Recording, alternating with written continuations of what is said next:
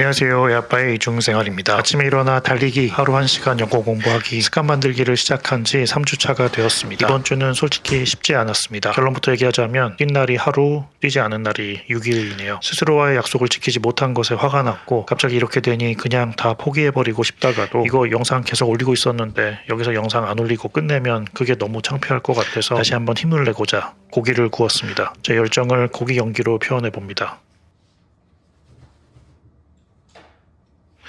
그리고 저와 여러분의 열정을 불태워줄 마이클 펠프스 형님을 잠시 소환하도록 하겠습니다. When I said I wanted to win 8 gold medals, basically half the people in the swimming world thought I was absolutely crazy and nobody could ever do something like that.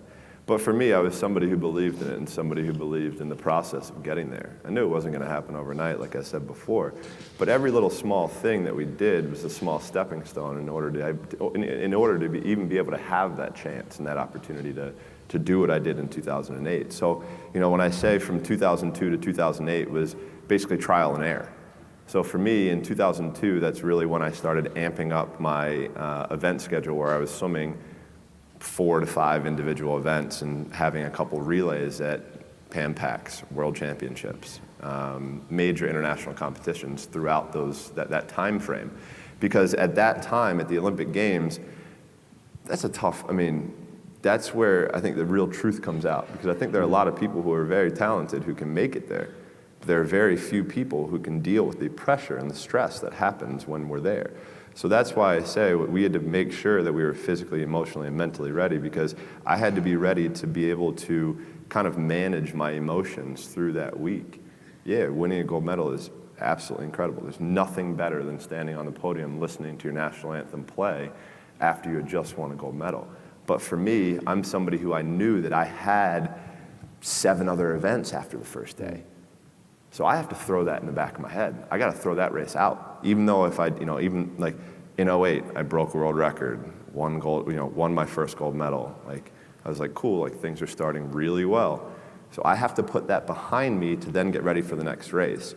And on top of that, I have to make sure I'm eating the right amount, I'm sleeping the right amount, my body is as fresh as I can possibly be. So that means sitting in an ice tank, getting massages, getting stretched, all of these small things that end up adding up to the major end result. And that was something that we learned through that process. So for us, we always also tried to compare. Every day is a new challenge, right? Every day is a challenge, is a day that we can prepare ourselves even more. So for us, we would call it putting money into the bank. So at the end of the year, when we had a major international competition, we could withdraw that money that we had saved throughout the year. And look, I'll be the first one to tell you, there were a lot of days where I did not want to get out of bed. And I guarantee you, if I ask the question here, if everybody is excited to get out of bed every single day, if I saw a hand, I'm going to blatantly call you a liar. Because we all know that is far from the truth.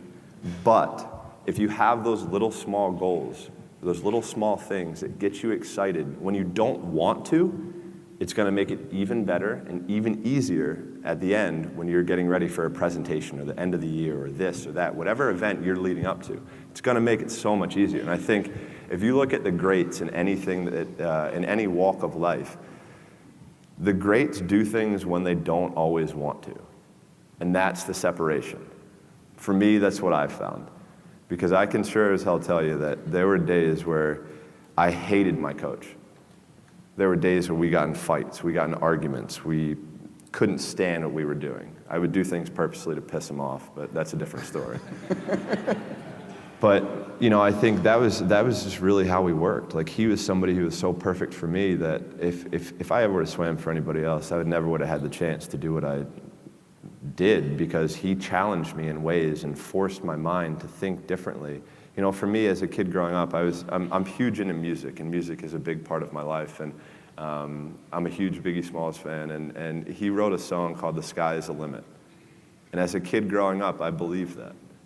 I believed that whatever I put my mind to, and if I was willing to make sacrifices, and I was dedicated, that I could achieve absolutely anything. And you still do? I still do.